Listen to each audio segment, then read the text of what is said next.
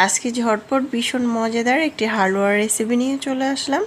প্রথমে একটি প্যানের মধ্যে 2 টেবিল চামচ ঘি দিয়েছি।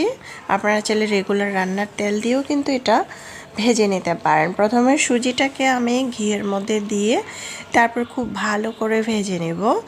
একটা কথা মাথায় রাখবেন, সুজিটা আপনি যত ঘিয়ের মধ্যে তেলের মধ্যে ভাজবেন সুজির হালুয়াটা খেতে কিন্তু তত বেশি ভালো লাগবে।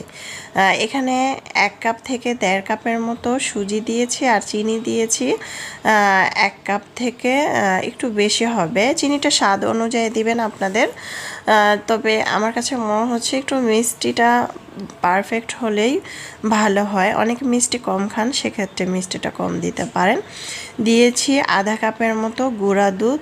একটু গুঁড়া দুধ, চিনি, সুজিটাকে প্রায় 5 মিনিটের মতো ভেজে নিয়েছি। তারপরে ভাজার পরে এখানে লিকুইড দুধ দিয়েছি হাফ কেজির মতো জাল করা দিয়ে এখন আমি খুব ভালো করে এটাকে চুলার আঁচ বাড়িয়ে দিয়ে এটাকে এরকম শুকনো শুকনো করে নেব। দেখতে পাচ্ছেন কতটা শুকনো শুকনো হয়েছে।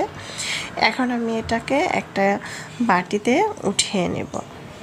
স্টিলের বাটির মধ্যে নিয়ে গরম গরম তারপরে এভাবে খুব ভালো করে সাইড থেকে এভাবে নিয়ে নিয়েছি, দেখতে পাচ্ছেন।